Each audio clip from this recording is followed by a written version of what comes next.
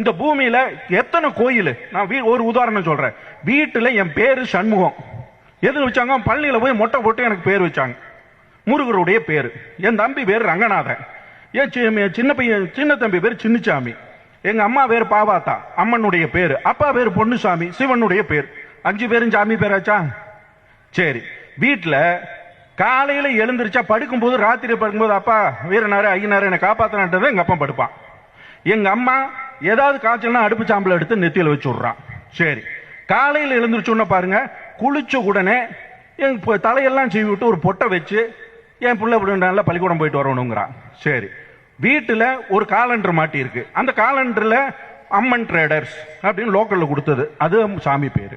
வீட்டுல 4 போட்டோ, அந்த போட்டோல கிருஷ்ணர் இருக்காரு, அனுமார் இருக்காரு, மாதம்மா அது இதுன்னு ஒரு 5 போட்டோ எங்க அம்மா மாட்டி வச்சிருக்கா, அதுலயும் சாமி. கையில பத்தாக்குறை கைத்த கட்டி விட்டுறீங்க, அதுலயும் சாமி. இன்னைக்கு வெள்ளிக்கிழமைடா, இன்னைக்கு அம்மனுக்கு டேவிடா, நீ மஞ்சள் ட்ரெஸ் போடா, வெள்ளி செவ் ட்ரெஸ் போட்டு போடான்னு அதுலயும் சாமி. வெள்ளிக்கிழமையில கடவுள் வந்துருச்சா? இன்னைக்கு சாப்பாடு, இது இன்னைக்கு வெள்ளிக்கிழமை நான்வெஜ் சாப்பிடக்கூடாது, இன்னைக்கு அம்மனுக்கு இது சனிக்கிழமை பெருமாள், தலைமையில சாதி சாமி, சாப்பாட்டுல சாமி, உடையில சாமி.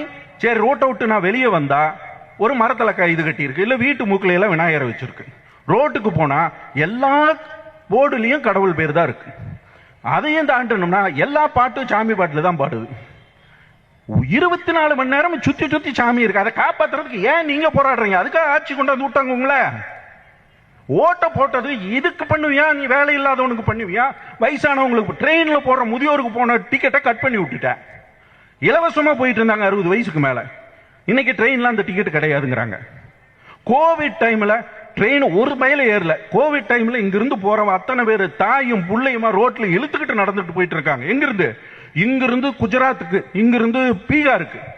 ரோடு காலியா கிடக்கு, ஒரு பையன் சோறு போடுறதுக்கு ஆள் இல்ல.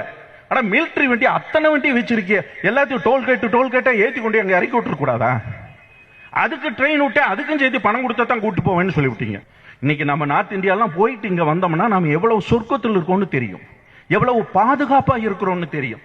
இவ்வளவு பிரச்சனைக்கு பிறகும் இவ்வளவு ஒரு மத ரீதியாக அல்லது திட்டமிட்டு எல்லாத்தையும் கட்டமைச்சாலும் ஒரு எளிமையான படிப்பறிவு இல்லாத மக்களை கூட மாத்த முடியலையே. ஏன் மாத்த முடியாது?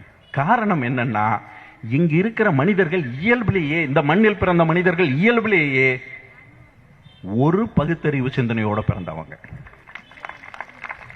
அவ கடவுள் இருக்குன்னு 100 முறை சொல்லுவான், இல்லைன்னு 1000 முறை சொல்லுவான். நான் வேணுங்க போது இருக்குன்னு சொல்லுவேன், வேண்டாங்க போது நாசமா போனவன் என்னடா நீ பண்ண, என்ன ஏண்டா போடி போட்டு படுத்துற அப்படின்னு அவனை திட்டுவேன். அந்த உரிமை எனக்கு இருக்கு. பாராட்டிக்கிட்டே இருக்கணுங்கிறதெல்லாம் நோக்கம் கிடையாது.